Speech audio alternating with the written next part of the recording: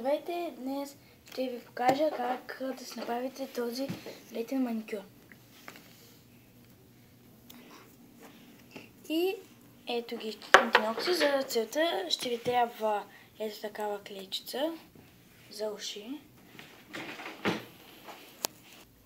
лак за ногти,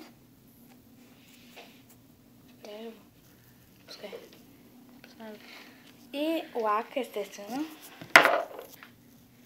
памук, такъв памук,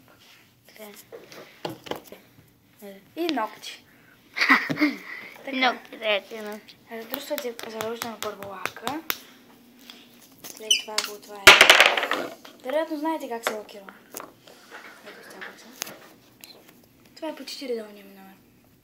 Трябва. Защо точно като го отворих? И така с 5 минути изтъгване на лака от пръстите ми започваме.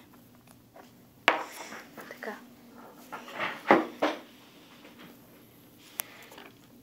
След което напояваме добре тази клечка и започваме да почистваме отстрани своите ногти.